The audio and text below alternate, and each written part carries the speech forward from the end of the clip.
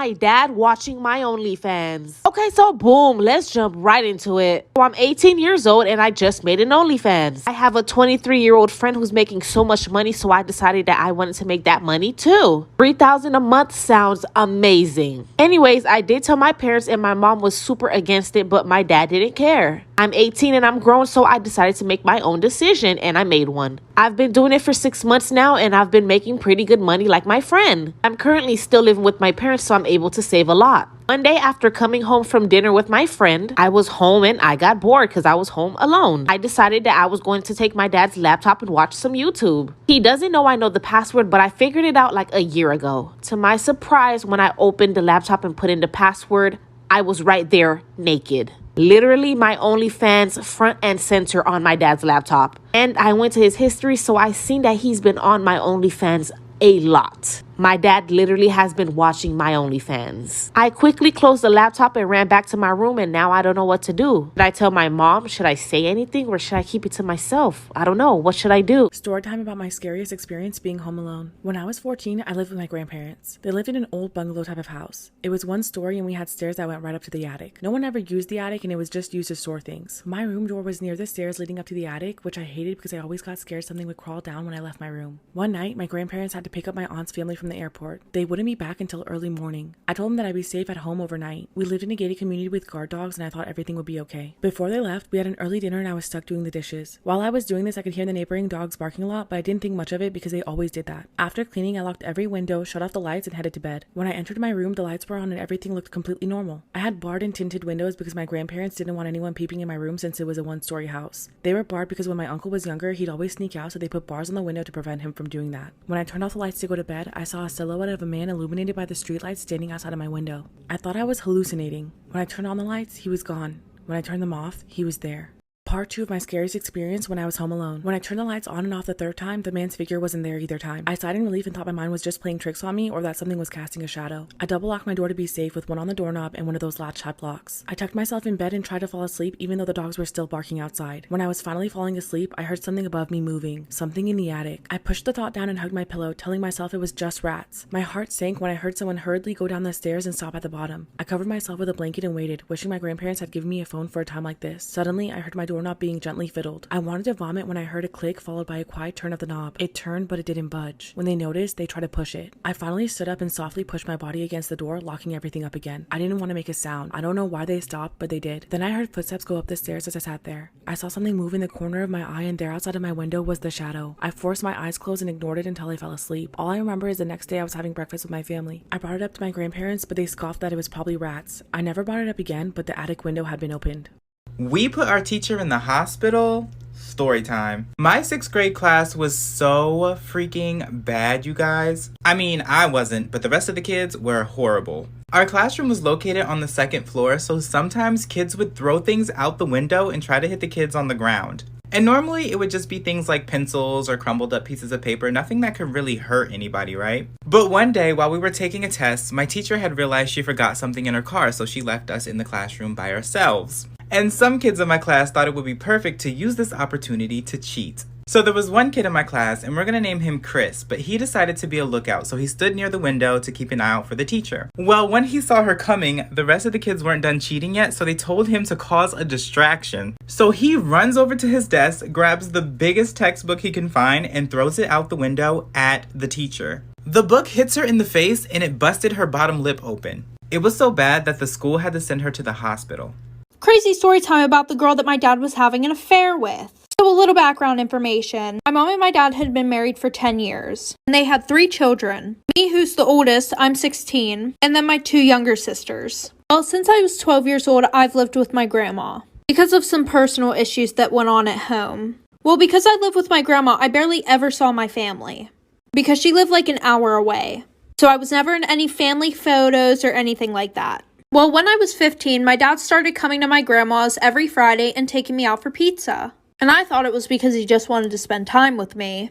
Well, a few months after he started taking me out for pizza every Friday, I found it really odd that he was getting a hotel for the whole weekend and only seeing me on Fridays. So I had talked to my grandma about it. So my grandma told me that he was having an affair. And she said that she didn't care because she absolutely despised my mom. I didn't tell my dad that I knew because I just thought that it would cause issues between us. Well, the next Friday, he came up and we went to the pizza place like for part 2. Part 2 about the girl that my dad was having an affair with. So like I said, a few weeks later, on a Friday, he takes me out for pizza again. Mind you, we go to the same pizza place every single Friday. Well, we sit down, we're waiting for our pizza, and I notice that there's this girl who keeps staring at me. And I'm like brushing it off, thinking that she's just one of those girls who has an RBF, resting bitch face. So once we were done eating, my dad went to pay. But the pizza place that we were at, they only accepted cash and not card. My dad had to go to the bank, which was like 2 doors down, so it really didn't matter. As soon as he got up and walked out that door, the girl who was staring at me the whole time came straight over and sat down where he was sitting. I'm like, hi.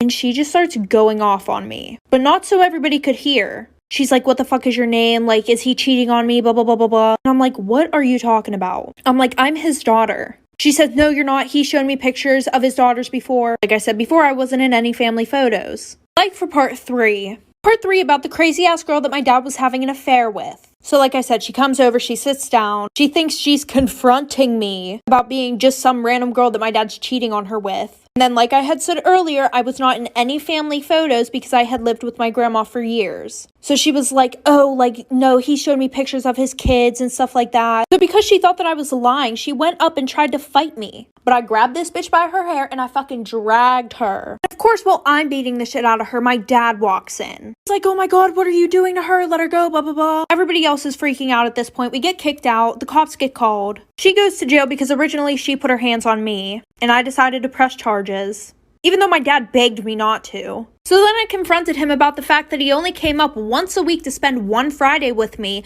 but he got a hotel and spent the whole weekend with her. So now I still live with my grandma. I don't see my dad anymore. He's still having an affair with this girl. I'm still really pissed off about it, so I kind of just want to tell my mom what he's doing. We're talking about how my mom forced me to stop walking around naked in the house because my dad was looking. Okay, so boom, let's jump right into it. My mom and dad are both in their 40s and I'm 13. I'm an only child and honestly, I was raised with my parents walking around the house naked. I'm 13 years old and now I just decided that I wanted to start walking around naked in the house too. When I walk into my parents' room naked, they both look visibly uncomfortable and I don't know why. My dad and I have always been close, so I try to continue our normal day-to-day conversations. Yes, I may be naked, but who cares? Well, one day my dad came home from work and I went to go say hi, kiss him on a cheek and hug him like usual. I'm home, so of course, yes, I was also naked. My dad kind of brushed me off and ignored me and I thought it was kind of weird. Next thing you know, my mom takes me into the room and she starts giving it to me. She starts strictly and firmly telling me that I am not allowed to be walking around the house naked, especially when my dad's home.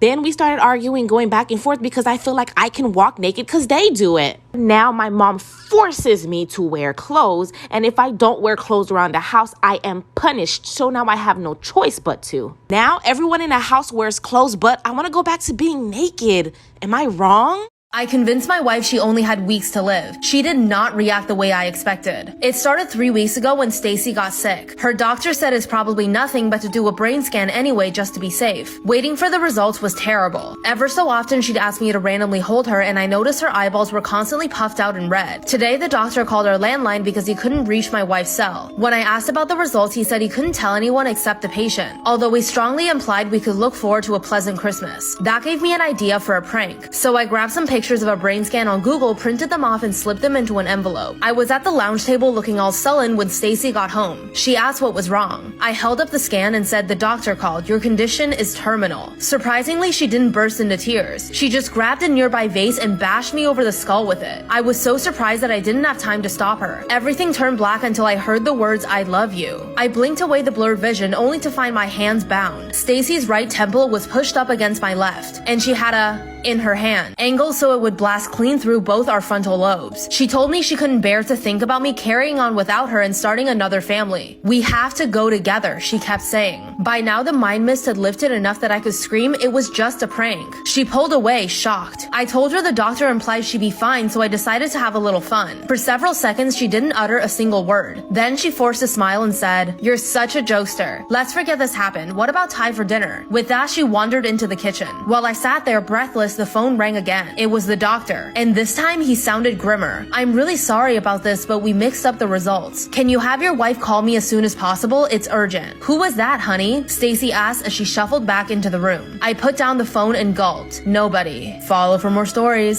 My friend almost went blind. Story time. When I was younger, I used to go with my friend and her family, and they would take us to the lake. And the lake was super fun. It was super chill. The water was really nice. They only had one rule, and that rule was to not go fishing in the water. But of course, people don't listen, so occasionally they would go fishing in the water. So one day while we were swimming in the lake minding our own business, we noticed that there was a group of people breaking the no fishing rule. But it wasn't really bothering us, so we just continued to swim around. Well, one of the boys decided that he was going to throw his fishing hook way out into the water where we were. And the hook lands right in between me and my friend. And when the boy realizes where his hook landed, he yanks it back. And when he yanks it back, it smacks my friend in the face. And the hook ends up snagging her super close to her eye, like right here. So her family had to cut the wire and take her to the hospital to get the hook removed. And then the doctor said if the hook would have been any closer to her eye, she would have been blinded.